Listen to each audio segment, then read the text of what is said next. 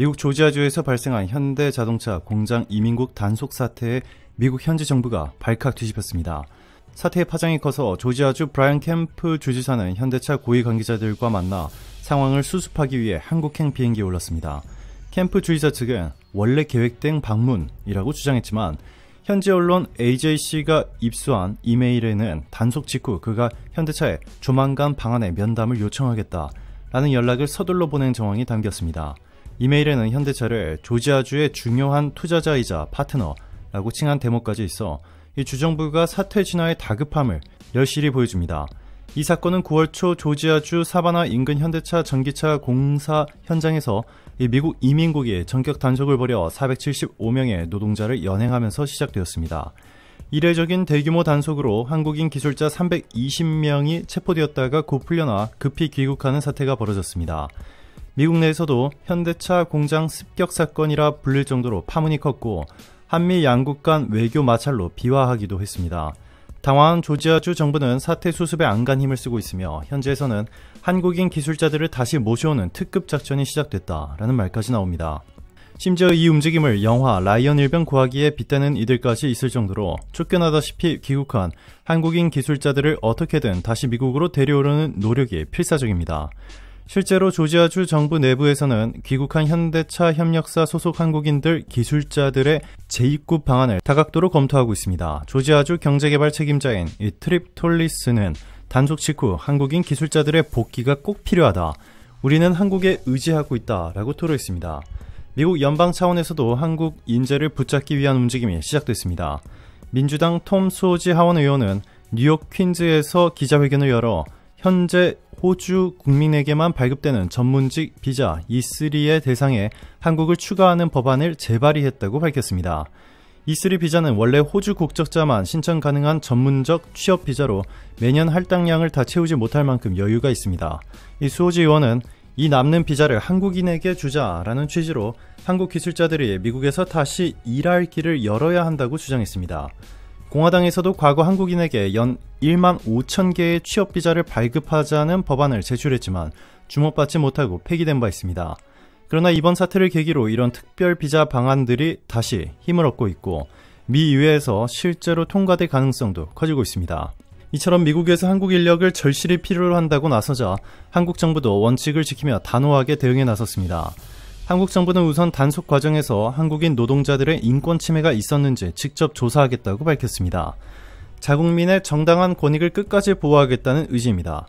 동시에 미국과 진행 중인 자동차 관세 협상에서도 섣불리 양보하지 않고 있습니다.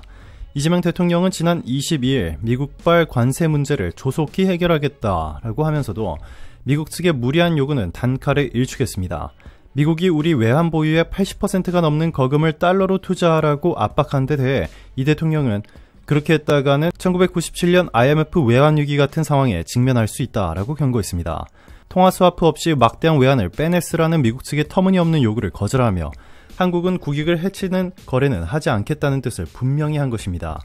한국 정부가 성급하고 불리한 양보를 거부하고 당당히 원칙을 지키자 한미 간 신뢰를 해치지 않으면서도 우리 이익을 관철할 돌파구가 마련되고 있다는 평가가 나옵니다. 한편 이러한 위기 국면에서 현대자동차 그룹은 모두를 놀라게 하는 행보를 보였습니다. 현대차는 단속 충격이 채 가시지 않은 9월 18일 미국 조지아주 전기차 공장에 27억 달러, 약 3조 7천억 원을 추가 투자하겠다고 깜짝 발표했습니다. 현장에서 한국 기술자들이 쫓겨나는 수모를 겪은 직후임에도 투자를 대폭 늘리겠다고 나선 것입니다. 현지 업계에서도 이런 상황에 추가 투자를 하다니 의외라는 반응이 나왔습니다. 이어 현대차는 이달 30일 미국 현지에서 대규모 공개 채용도 실시한다고 밝혔습니다. 누구에게나 문호를 열지만 특히 군 출신 인재를 우대하겠다고 강조했습니다.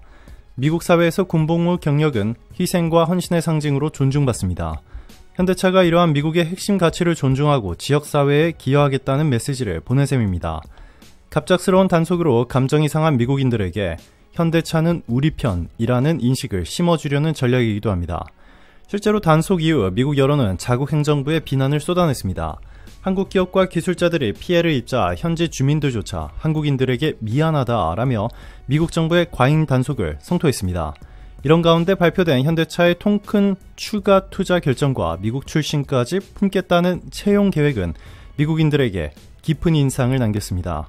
한국 기업은 다르다라는 찬사가 나오며 현대차의 행보가 성숙하고 책임감 있다는 호평이 이어졌습니다. 심지어 현대차는 이제 진짜 미국 기업 같다라는 농담까지 나올 정도로 위기 속에서 지역사회와 상생하려는 현대차의 모습은 싸늘했던 민심을 되돌려 놓는데 큰 역할을 했습니다. 이제 현대차 앞에 남은 최대 난관은 미국의 자동차 관세 인상입니다. 미국은 한국산 자동차에 25%의 고율 관세를 부과하려는 반면 일본, 유럽산에는 15%만 매기기로 했습니다. 당초 한국차가 일본차보다 관세 10%포인트를 더 내니 미국 시장에서 밀릴 것이라는 우려가 있었지만 현대차는 설령 25% 관세가 현실화돼도 미국 판매차 값은 올리지 않겠다라고 단언했습니다. 현대차 미국 법인의 호세 무녀스 사장은 25% 관세 부과 상황까지 대비해왔다. 비용이 늘어도 가격은 결국 시장이 결정하는 것이죠. 라며 관세 비용을 소비자에게 떠넘기지 않겠다는 의지를 밝혔습니다. 그는 이로 인해 이익률이 다소 낮아질 수는 있지만 판매를 늘려 만회하면 된다고 자신했습니다. 실제로 현대차는 이런 전략에 맞춰 사업 계획까지 수정했습니다. 매출 목표를 높이고 이익률 목표를 낮추며 현재 약 40%인 미국 현지 생산 비율을 2030년까지 80%로 끌어올리겠다는 로드맵도 제시했습니다. 한국 공장에서 만든 차는 미국 대신 다른 나라로 수출하고 미국에서 팔 차는 가능하면 미국 현지에서 생산한다는 것입니다. 현대차는 이처럼 철저한 현지 생산과 가격 동결로 관세 장벽을 정면 돌파하겠다는 각오입니다.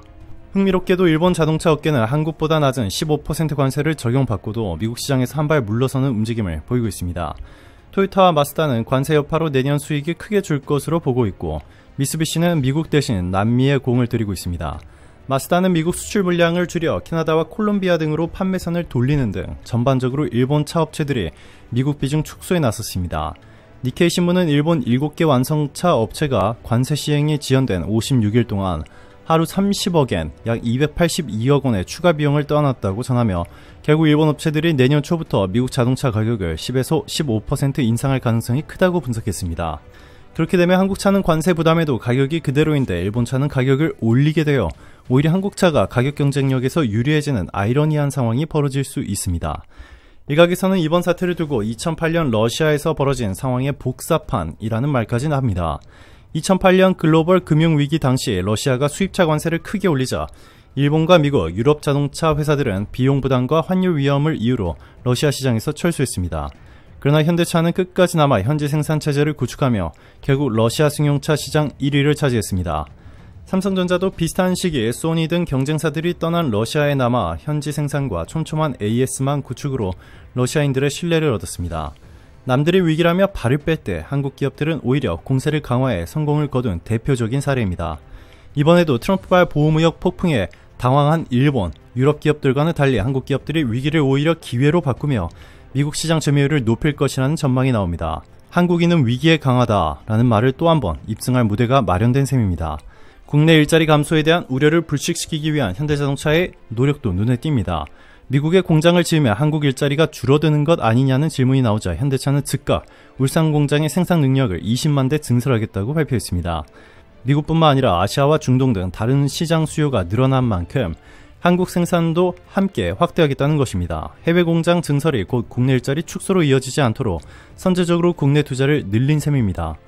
또한 현대차는 미국 새 공장에 수백 대의 로봇이 움직이는 스마트 생산 체제를 구축해 노동력 부족 우려를 해소하고 있습니다. 최근 현대차는 공장 내 방대한 로봇 통신 데이터를 병목 없이 처리할 수 있는 첨단 무선 기술도 선보였습니다. 이미 미국 생산 라인에는 조립 로봇은 물론 물류 운반 로봇과 사족 보행 로봇 스파까지 투입되어 있습니다.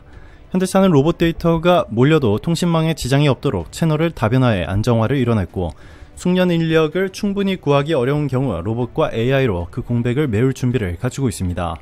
미래 모빌리티 기술 개발에도 적극 투자하며 철저히 대비하고 있습니다. 절체절명의 위기는 이제 오히려 반전의 국면으로 접어들고 있습니다. 사태 초기만 해도 현대차의 앞날을 우려하는 시선이 많았지만 이제는 현대차가 이번 일을 계기로 미국 시장에서 입지를 더욱 넓힐 것이라는 전망까지 나오고 있습니다.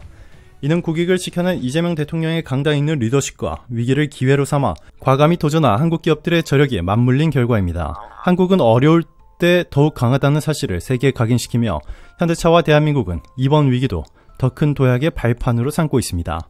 오늘도 감사합니다. 최고로 멋진 하루 보내시길 바랄게요.